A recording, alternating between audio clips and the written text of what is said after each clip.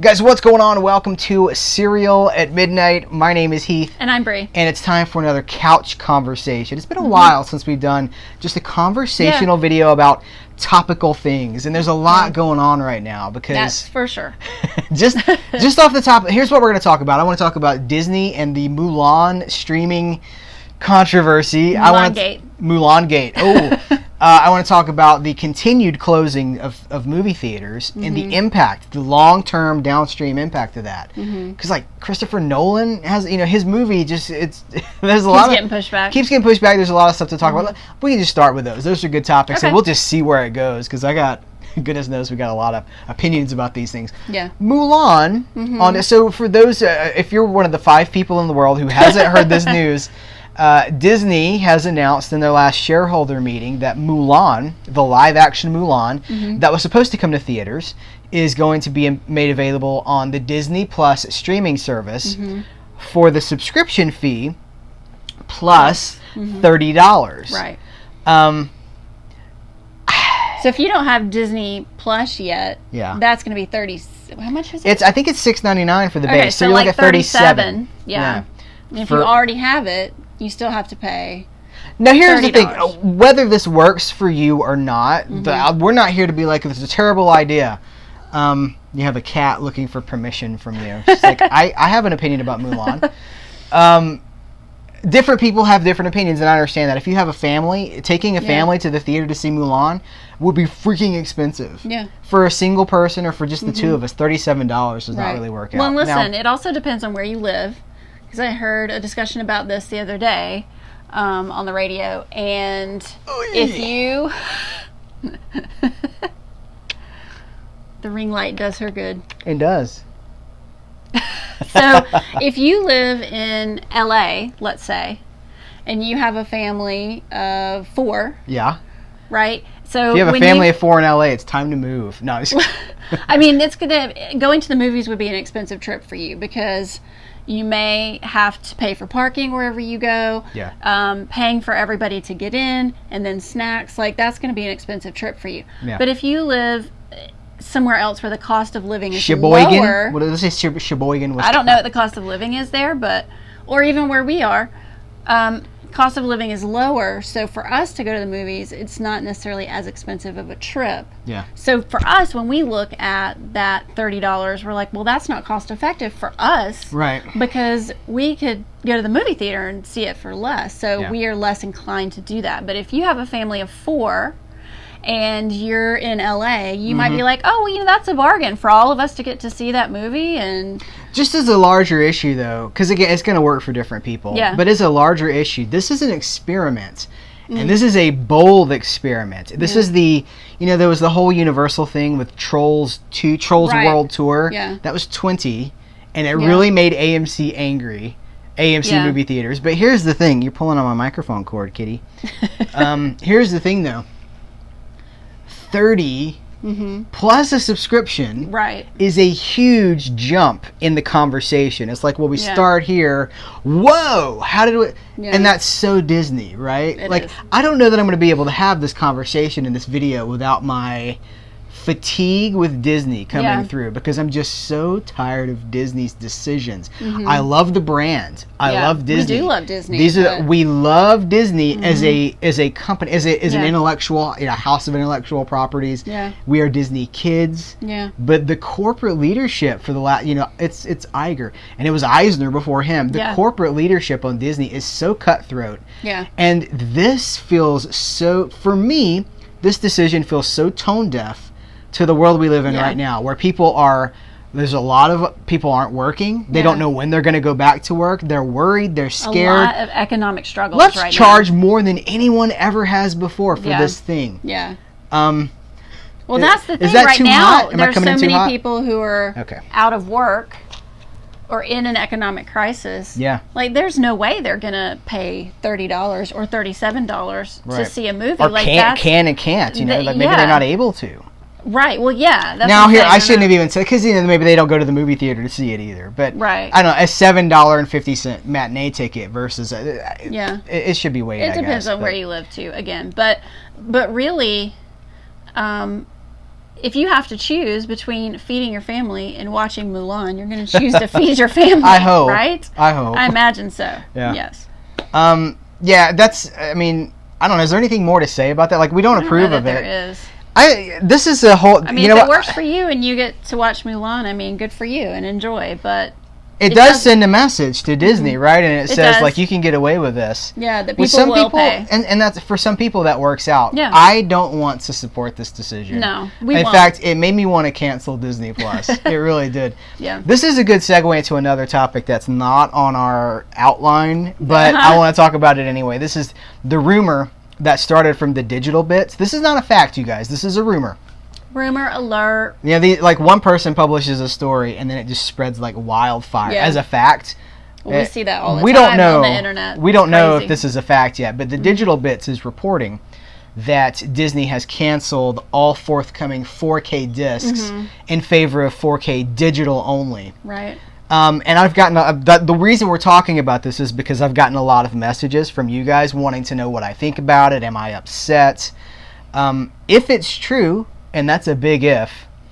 And we do love 4K. We are kind of we have adopted 4K. It's certainly, as you know, it's like 3% of what we talk about. But we do support the 4K format. But when it comes to Disney 4K, I haven't bought hardly anything Disney 4K. We got The Little Mermaid, we got The Lion King, and I think I bought Aladdin, but I'm not. We have Aladdin the live action. I don't even know if we bought the cartoon Aladdin.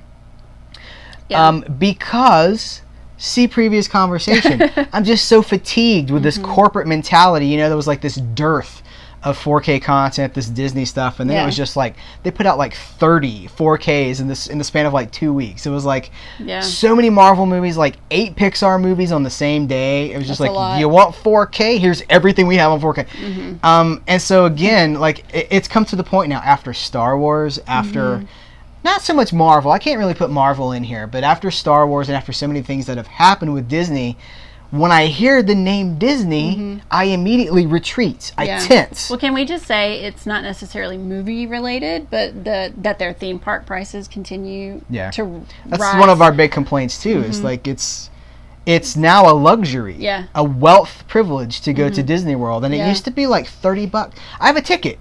You know, I have it. It's like $32 for a day ticket to Disney. But when was that? It was like 1998, I think, or maybe 93. 20 to 25 years ago. However, you look at normal inflation and you look at Disney inflation, and it's like double. A big difference. It's like double what the normal inflation rate is. Yeah. They're playing chicken.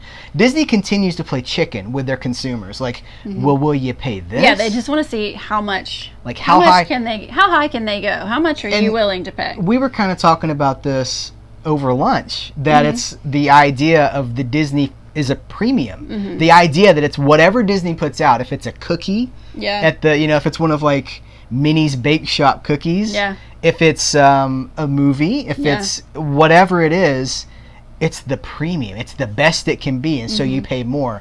Like Nintendo, if you buy Doom on Nintendo Switch versus PlayStation or Xbox, it's more on Nintendo because it's the Switch tax. There's now a Disney tax on everything. And I don't want to support it.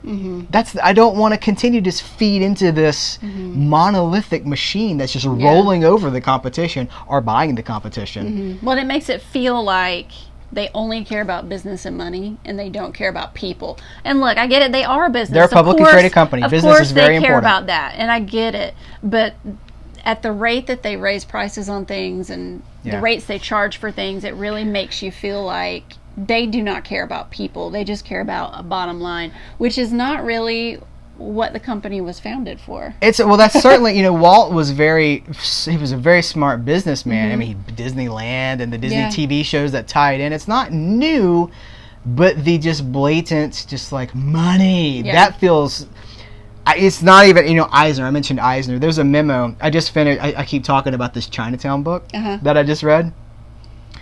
Eisner came into Paramount. He became an executive in Paramount before Disney, and he put out a memo. In the 80s, Michael Eisner ran Disney. Michael Eisner was the Bob Iger of the 80s and the 90s. There was a memo that he put out, and it was like, we have no responsibility to create art. We have no responsibility to create things that last. Our responsibility is to make money and to make as much of it as we can, however we can. Yeah. That was his statement.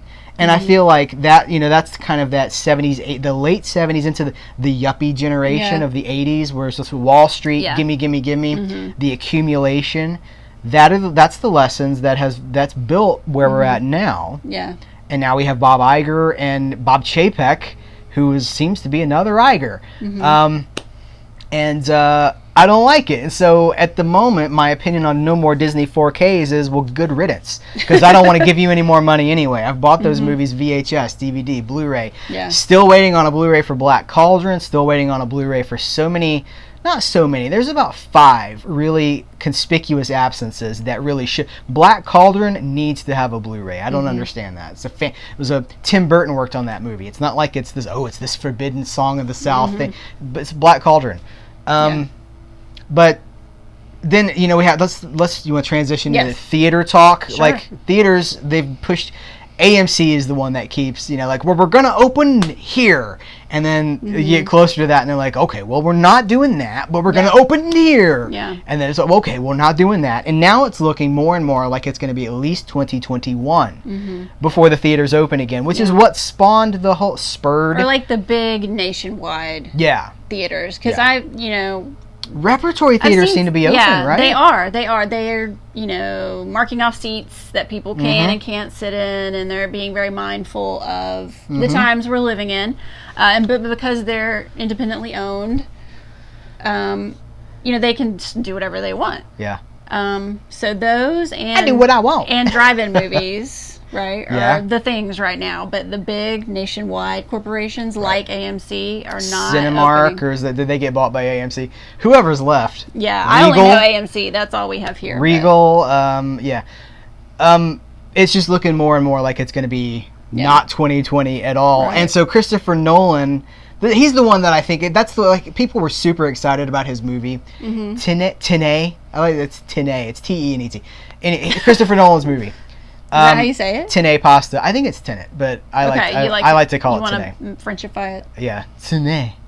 But people, that's the one that people are like, well, we got it, and we got to see this on the screen. We got to see this on the screen. And he's like, well, yeah, that's the he's hugely pushing that it not debut on streaming. That seems to be a personal offense to him. Yeah. Because Christopher Nolan is like, I make cinema, and he does. He's very pretentious about it. His movies are cinema. When he was producing the DC movies, they asked him if he was going to have an end credit scene. He was like, no, like Marvel, no, we make real movies. I was like, oh, okay. Yeah. Like Justice League versus Marvel, like that's a real movie. It's the same thing. Anyway, there are. How do I want to say? There are potential very, very long-term effects for this.